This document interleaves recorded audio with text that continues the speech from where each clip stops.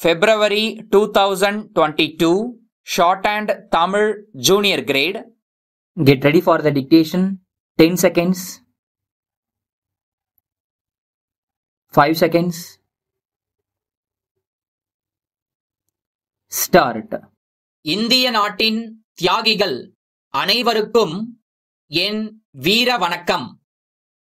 கோட்டை கொத்தளத்தில் தேசிய கொடியேற்றும் வாய்ப்பை அளித்த மக்களுக்கு நன்றி.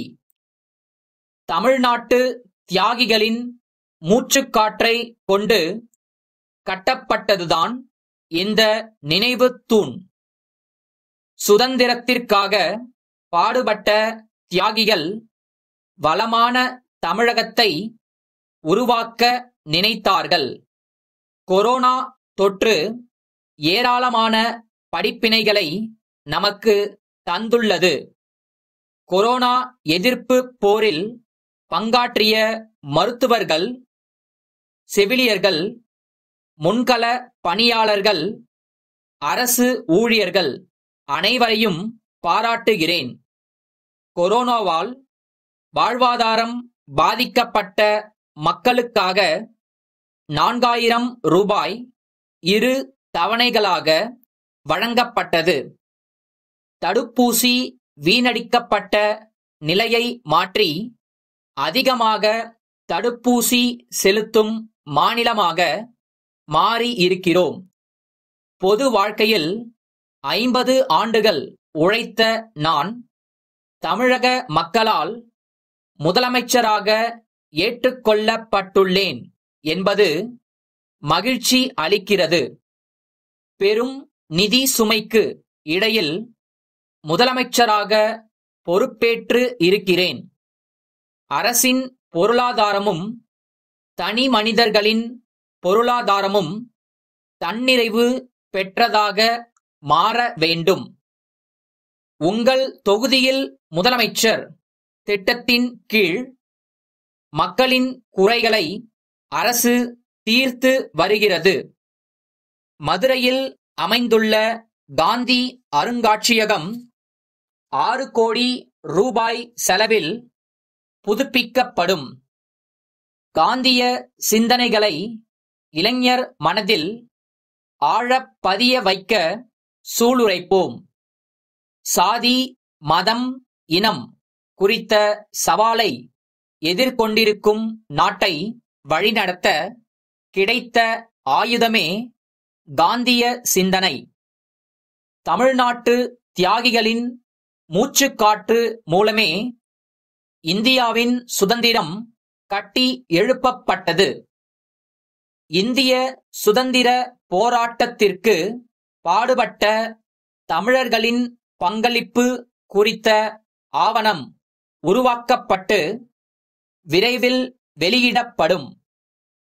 தமிழ் சமூகமானது சிந்தனையால், பண்பாட்டால், நாகரிகத்தால், பழக்க வழக்கத்தால் உயர்வடைய வேண்டும்.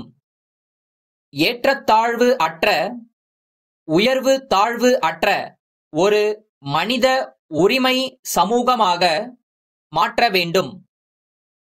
அனைவருக்கும் சமமான உரிமை அளிக்கும் சமூக நீதி கொண்ட மாநிலமாக தமிழ்நாட்டை உயர்த்த வேண்டும். முதலாக விடுதலைக்காக போராடிய மண்தான் தமிழ்நாடு. விடுதலை போராட்டத்திற்கான விதை தமிழ்நாட்டில்தான் போடப்பட்டது. மேம்பட்ட தமிழ்நாட்டை உருவாக்க நினைக்கும் தமிழ்நாடு அரசுக்கு மக்கள் உறுதுணையாக இருக்க வேண்டும் என்று இந்த நேரத்தில் உங்கள் அனைவரையும் கேட்டுக்கொண்டு எனது உரையை நிறைவு செய்கிறேன். சேலம் முருகன் ஆடையகத்தின் மேலாளர், மதுரை வள்ளி ஆடைகள் விற்பனை நிலையத்தின் மேலாளருக்கு எழுதிய கடிதம். அன்புடையீர், தங்களுடைய 28 நவம்பர் 2021 நாளிட்ட கடிதம் கிடைக்கப் பெற்றோம். அதற்காக எங்களுடைய நன்றியை தெரிவித்துக் கொள்கிறோம். தற்போது புதிதாக சந்தைக்கு வந்துள்ள ஆடைகளை தங்களுக்கு அனுப்புமாறு கோரியதற்கிணங்க அவற்றை அனுப்ப தயாராக உள்ளோம். புதிதாக உற்பத்தி செய்யப்பட்ட ஆடைகளின் ஒவ்வொரு வகையிலும் 50 ஆடைகள் வீதம் எங்களுடைய நிறுவனத்தின் வாகனம் மூலம் தங்களுக்கு அனுப்பி வைக்கிறோம். ஆடைகளை பெற்றுக்கொண்ட பின்னர் அதற்கான தொகையினை தங்களுக்கு ஆடைகளை ஒப்படைக்க வரும் எங்களுடைய விற்பனை பிரதிநிதியிடம் பணமாக அளிக்குமாறு அன்புடன் கேட்டுக்கொள்கிறோம். இதுவரை தாங்கள் அளித்து வந்த ஆதரவிற்கு எங்களுடைய நன்றியினை தெரிவித்துக் கொள்கிறோம். தொடர்ந்து நல்லாதரவை எதிர்பார்க்கிறோம். தங்கள் நம்பிக்கையுள்ள